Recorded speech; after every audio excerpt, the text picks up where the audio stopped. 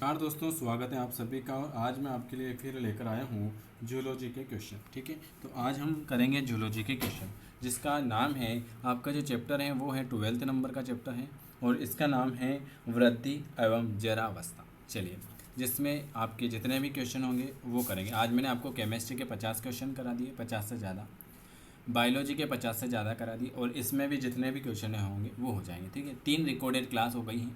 Recorded class में मैंने आपको सारी क्लास आज ले लिए। सुबह 9:15 पर क्लास हो गई थी, 12:30 बजे वाली क्लास हुई थी 1:30 बजे, और 3 बजे भी आपकी क्लास हो गई थी। फिर आपकी 5 बजे आपकी क्लास है, फिर इसके बाद 7, 8, 9 और 10:30। ठीक है, चलिए पहला क्वेश्चन आपके सामने लिखा हुआ है। पहला क्वेश्चन है जूलॉजी का, पहला क्वेश्चन है ZOOL जूलॉजी का पहला क्वेश्चन है, वह जननिक स्तर जिसमें वयस्क का कंकाल उत्पन्न होता है वह कौन सा है। चलिए बताइए, पहला क्वेश्चन आपके सामने कि वह जननिक स्तर जिसमें वयस्क का कंकाल उत्पन्न होता है, जिसे हम क्या कहते हैं, जिसे हम कहते हैं मीसोडर्म कहेंगे। क्या कहेंगे? मीसोडर्म कहेंगे। विकसित होने वाला भ्रूण प्रदर्शित करता है, विकसित होने वाला जो भ्रूण है वो क्या प्रदर्शित करेगा? Very very good. विकसित होने वाला भ्रूण भ्रूण जो प्रदर्शित करेगा वो करेगा गुणनात्मक वृद्धि, गुणनात्मक वृद्धि। विकसित होने वाला भ्रूण जो प्रदर्शित करेगा वो गुणनात्मक वृद्धि को प्रदर्शित करेगा। तीसरा क्वेश्चन आपके सामने क्या लिखा हुआ है? तीसरा क्वेश्चन है, 30 वर्ष के व्यक्ति के तुलना में 70 वर्ष की आयु के व्यक्ति में हृदय की पंपिंग क्षमता जो होगी वो क्या होगी? 30 वर्ष के व्यक्ति की तुलना में 70 वर्ष की आयु के व्यक्ति की पंपिंग क्षमता जो होगी वो हो जाएगी 65%, 65%। बचपन में वृद्धि नियमन किस हार्मोन द्वारा होता है? ये क्वेश्चन वेरी आईएमपी है। बचपन में वृद्धि का नियमन किस हार्मोन्स के द्वारा होगा?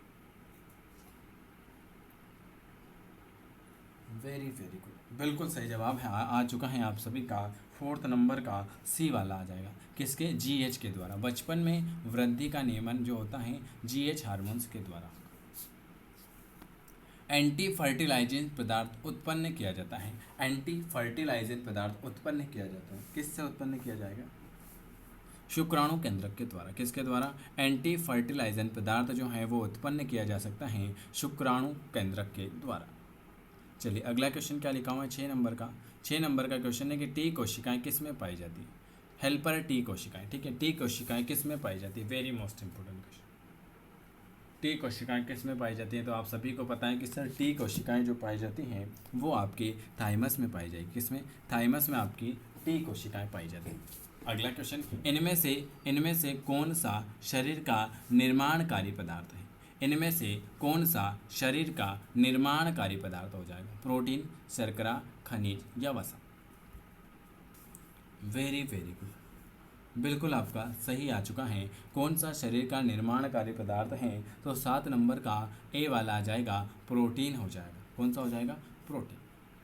निम्न में से कौन जरण के सिद्धांत के साथ संबंधित नहीं है? कौन जो है जरण के सिद्धांत के साथ संबंधित नहीं है? 8 नंबर सी वाला आ जाएगा। कौन सा? अभिरूपांतरण। अभिरूपांतरण जरण के सिद्धांत के साथ संबंधित नहीं है। प्राणियों में केलोन तत्व किसके लिए उत्तरदायित्व है? प्राणियों में केलोन तत्व किसके लिए उत्तरदायित्व है? तो जरण के लिए। किसके लिए? प्राणियों में केलोन तत्व जो है वो जरण के लिए उत्तरदायित्व है। वृद्धि सभी संगठनात्मक स्तर पर दिखाई देने वाला अनुत्क्रमणी प्रक्रम है। इसमें क्या होगी? वृद्धि जो होता है सभी संगठनात्मक स्तर पर दिखाई देने वाली अनुत्क्रमणी प्रक्रम है। इसमें क्या होता है? Very very good. इसमें जो होता है इसमें अंग वृद्धि होगी, कोशिका वृद्धि होगी, अकोशिकीय वृद्धि होगी, यह सभी हो जाएगा। अगला, विश्व में वयोवृद्ध दिवस कब मनाया जाता है? ये क्वेश्चन कितनी बार एग्जाम में पहले भी पूछ चुके हैं कि विश्व में वयोवृद्ध दिवस कब मनाया जाता है? 11 नंबर।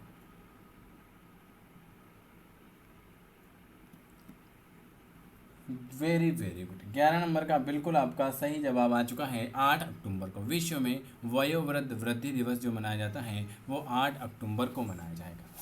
चलिए अगले नंबर का क्वेश्चन क्या लिखा हुआ है? 12 नंबर का क्वेश्चन क्या लिखा हुआ है आपके सामने कि जरण के संबंध में कौन से पदार्थ का आजकल अध्ययन किया जा रहा है? जरण के संबंध में कौन से पदार्थ का अध्ययन किया जा रहा है? 12 नंबर का कोलेजन का। किसका? कोलेजन का। तो जरण के संबंध में कौन से पदार्थ का आजकल अध्ययन किया जा रहा है? तो कोलेजन का हो जाएगा। किसका? कोलेजन। खतरे के समय छिपकली अपनी पूंछ छोड़कर, खतरे के समय छिपकली अपनी पूंछ छोड़कर शत्रु से अपनी जान बचा लेती हैं, यह प्रक्रिया क्या कहलाती है?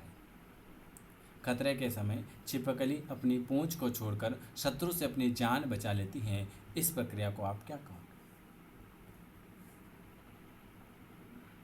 उसे हम कहेंगे स्वांगोच्छेदन। क्या कहेंगे? स्वांगोच्छेदन। निम्न में से कौन सा सिद्धांत, ये क्वेश्चन वेरी आईएमपी है, निम्न में से कौन सा सिद्धांत जरण के त्रुटि सिद्धांत का उदाहरण है? जरण के त्रुटि सिद्धांत का उदाहरण कौन सा है? 14 नंबर का डी वाला हो जाएगा। क्रॉस बंधन सिद्धांत, मुक्त मूलक सिद्धांत, टूट फूट का सिद्धांत, ये सब होता है जरण के त्रुटि सिद्धांत के उदाहरण है।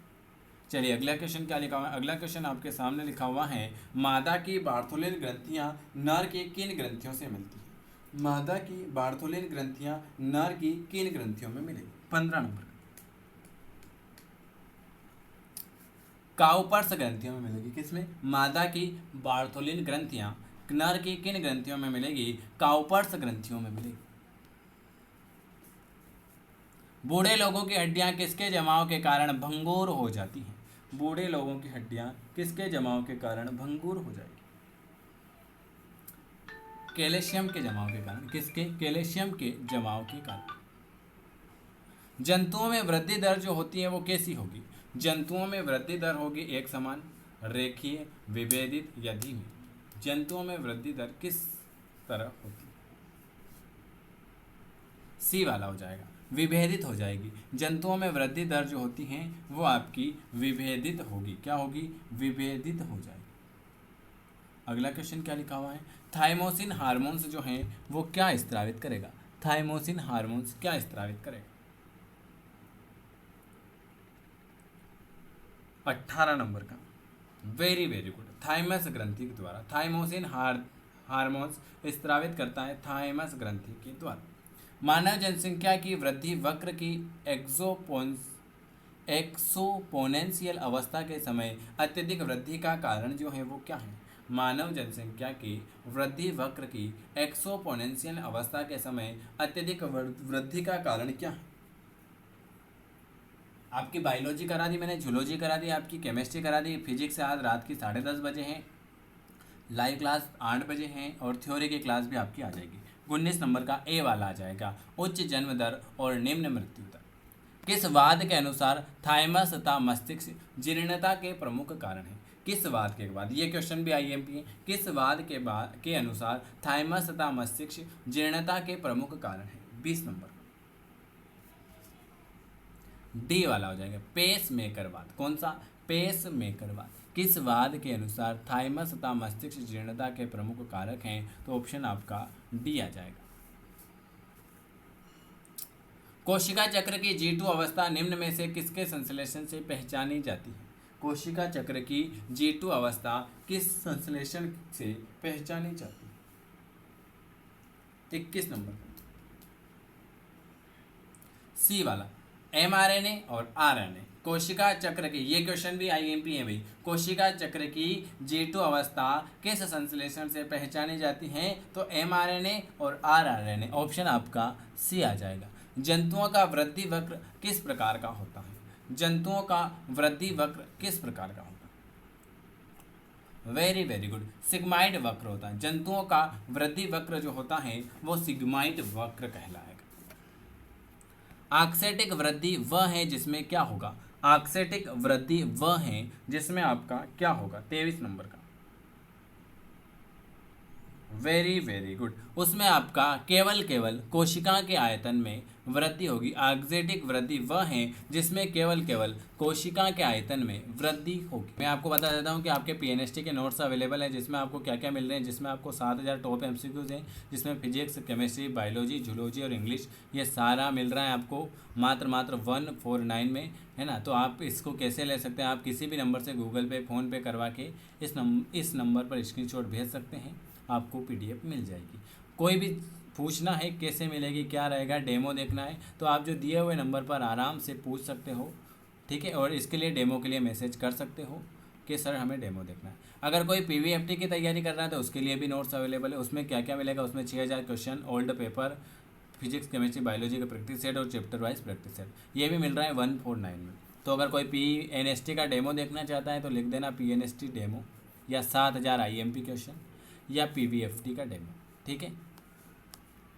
और कोई भी समस्या है तो आप इस नंबर पर हमसे ग्रुप में ऐड हो सकते हैं। इस चैनल को आप ज़रूर सब्सक्राइब करें, बेल आइकन ज़रूर प्रेस करें। आपकी डेली सुबह से शाम तक आपकी सारी क्लासें हो रही हैं। 9753749986 पर आप मैसेज करके हमसे ऐड हो सकते हो फ्री क्लास में, ठीक है। जिनको नोट्स लेना है ले लेना, जिन्होंने नोट्स नहीं लिए वो ले लेना, क्योंकि बहुत अच्छे क्वेश्चन है और एक बार ज़रूर पढ़ लेना। आपके एग्ज़ाम में अभी 10 दिन बचे हैं। मनुष्य में भौतिक वृद्धि रुक जाती है, और मैंने आपकी रिवीजन क्लास आज से चालू कर दी है। आज सुबह से आपकी सारी क्लासें हो रही हैं। मनुष्य में भौतिक वृद्धि रुक जाती है, 24 नंबर का ए वाला 18 वर्ष में रुक जाएगी। हिस्टोन संश्लेषित होता है, वेरी IMP क्वेश्चन, हिस्टोन संश्लेषित होता है।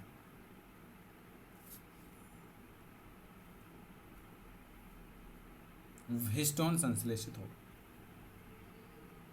बी वाला एस प्र अवस्था के अंतर्गत, एस प्र अवस्था के अंतर्गत आपका हिस्टोन संश्लेषित होगा। जरावस्था का विज्ञान, वेरी इंपॉर्टेंट क्वेश्चन, जरावस्था का विज्ञान क्या कहलाता है, जरावस्था का विज्ञान क्या कहलाता है। 26। चैनल को सब्सक्राइब जरूर करना, बेल आइकन जरूर प्रेस करना, ठीक है। कमेंट करोगे तो, अगर चैनल सब्सक्राइब नहीं किया होगा तो कमेंट ही नहीं जाएगा, तो चैनल सब्सक्राइब जरूर करें। 26 नंबर का डी वाला आ जाएगा वृद्ध रोग विज्ञान, और घंटी पर प्रेस कर देना ऑल नोटिफिकेशन पर, है ना। तो जितनी भी क्लासें होगी आपको नोटिफिकेशन मिलता रहेगा। जंतुओं में शरीर के नष्ट हुए भाग में, जंतुओं के शरीर में नष्ट हुए भाग में पुनरुद्भवन क्षमता को प्रस्तुत किया था, किसने किया था। क्वेश्चन क्या लिखा हुआ है, जंतुओं में शरीर के नष्ट हुए भाग में पुनरुद्भवन क्षमता को किसने प्रस्तुत किया था। 27 नंबर का बी वाला, वो कह रहा था ट्रेम्बली ने, किसने, ट्रेम्बली ने। अधिकांशतः गर्म रक्त वाले केशरिकाओं में वृद्धि होती है, अधिकांशतः गर्म रक्त वाले केशरिकाओं में वृद्धि होगी। 28 नंबर का ए वाला नियत होगी, अधिकांशतः गर्म रक्त वाले केशरिकाओं में नियत वृद्धि होती है। गुणात्मक वृद्धि किसमें पाई जाती है, गुणात्मक वृद्धि किसमें पाई जाती है।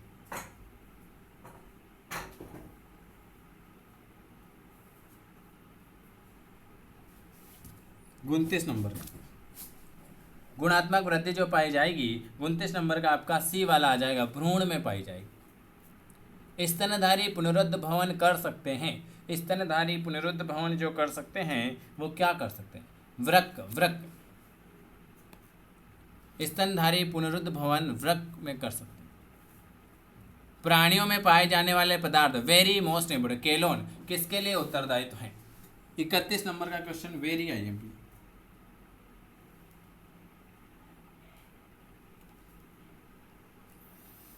बताइए, प्राणियों में पाए जाने वाले पदार्थ केलोन किसके लिए उत्तरदायित्व। 31 नंबर का बी वाला, वृद्धिकरण के लिए, किसके लिए, वृद्धिकरण के लिए उत्तरदायित्व। एक्डिसिन्स या निर्मोचन किसके लिए आवश्यक है, एक्डिसिन या निर्मोचन किसके लिए आवश्यक है।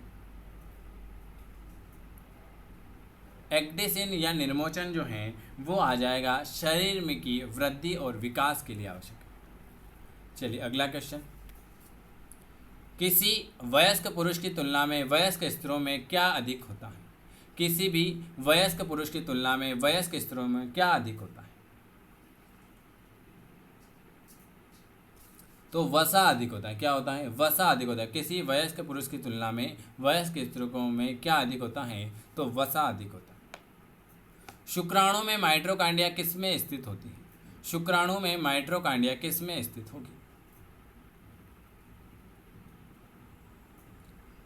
शुक्राणु में माइटोकॉन्ड्रिया किस में स्थित होती है, वेरी वेरी गुड। शुक्राणु में माइटोकॉन्ड्रिया उसके मध्य भाग में स्थित है। मनुष्यों में लैंगिक परिपक्वता की अनुमति आयु क्या होती है? मनुष्य में लैंगिक परिपक्वता की अनुमानित आयु कितनी है? 35। डी वाला 11 से 16 वर्ष में। थाइमस तथा मस्तिष्क प्रमुख कारक है। थाइमस तथा मस्तिष्क प्रमुख कारक है। Very very good. सी वाला संकुचन केंद्र भाव का। चलिए ये देखिए, सबसे पहले तो आपको इस चैनल को सब्सक्राइब करना है और कमेंट करके बताना आपके कितने सही हुए हैं। जो भी जुड़ना चाहता है जुड़ जाना, और जिनको नोट्स लेना है समय से पहले लेकर तैयारी कर सकते हैं। अगर पीवीएफटी के लेना है तो पीवीएफटी के भी डेमो दिखा सकते हैं, पीएनएसटी के लेना है तो वो भी दिखा सकते हैं।